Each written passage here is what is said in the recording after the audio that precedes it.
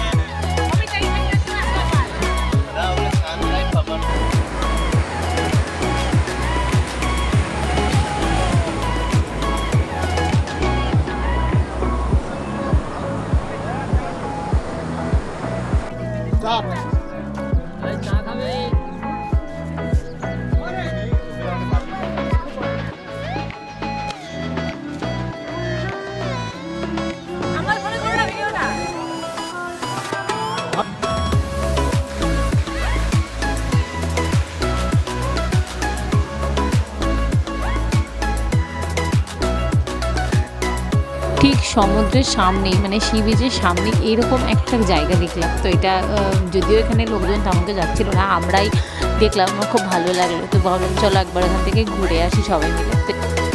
এখানে যে মাটিগুলো দেখছো এগুলো কিন্তু একদম মানে বালি, সব বালি, মানে হাঁটা যাচ্ছে না, জুতো পুরো ডুবে যাচ্ছে বালিতে।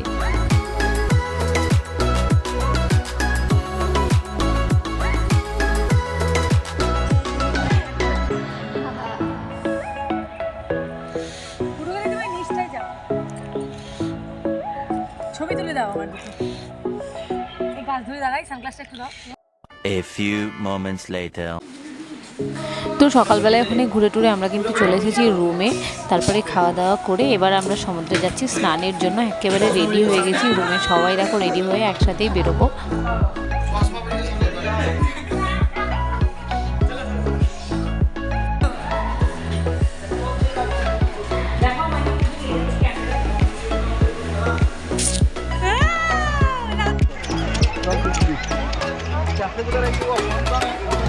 আগে চলো ছবি তুলি পরে রাখবো, এখন রাখবো। এটা সাথে টাইম এইগুলো না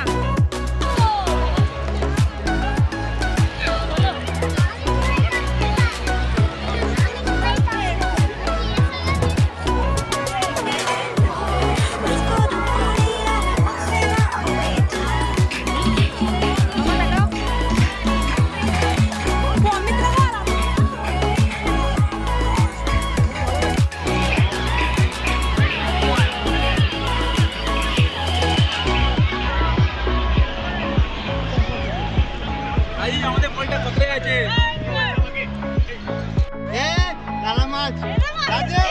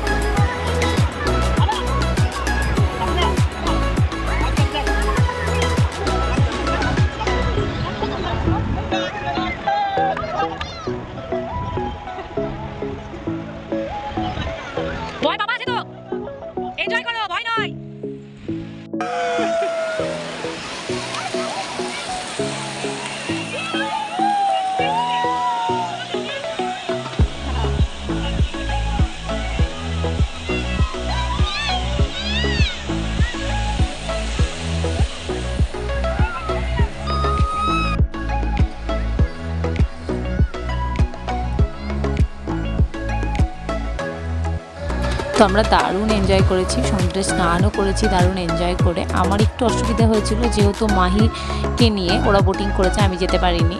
তাছাড়া খুব আনন্দ হয়েছে, আর গ্রুপে যেহেতু ঘুরতে গেছি না, তো সেই জন্য একটা আলাদা আনন্দ হয়, সবাই মিলে একসাথে থাকলে এনজয়টা একটু বেশিই হয়, আমার তো এটাই মনে হয়।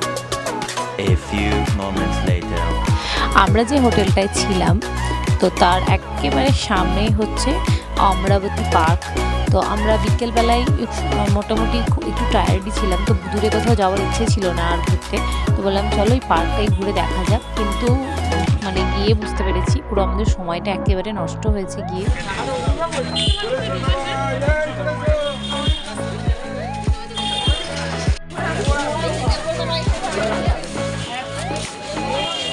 এই পার্কটাতে দেখার মতো নতুনত্ব কিছুই নেই, নর্মাল অন্যান্য জায়গায় যে সমস্ত পার্কগুলো থাকে সেগুলোতে যা আছে এখানেও তাই আছে, বোটিং আছে সেটা আছে। কিন্তু এটার মধ্যে যেটা একটাই আমার ভালো লেগেছে সেটা হচ্ছে রোপওয়ে, কিন্তু ব্যাড লাক আমরা যখন গেছিলাম তখন রোপওয়েটা পুরো বন্ধ ছিল, তো আমরা রোপওয়েতে উঠতে পারিনি, সেজন্য আমার একটু এখানে গিয়ে ভালো লাগেনি। আমরা এখানে মোটামুটি 1-1.5 ঘন্টা ছিলাম, তো আমার সেই সময়টুকু মনে হচ্ছে যেন পুরো ফালতু কাটিয়েছে। আসো করে দেখ।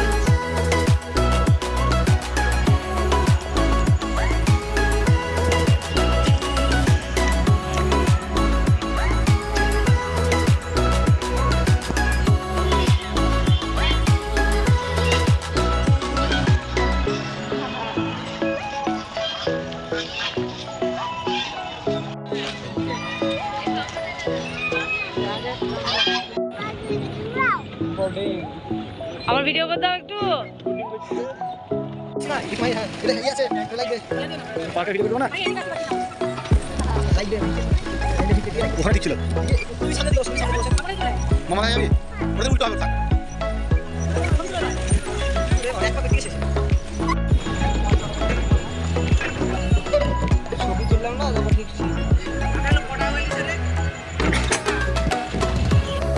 এরপর সন্ধ্যাবেলায় আমরা চলে গেছিলাম সি বিচে।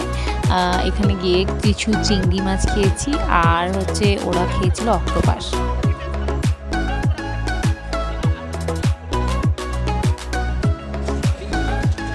আর সমুদ্রের ধারের যে দোকানগুলো রয়েছে সেগুলো ঘোরার ব্যাপার তো ছিল, তো সেখানেও একটু ঘোরাঘুরি করে নিয়েছি। বাবু এদিকটায়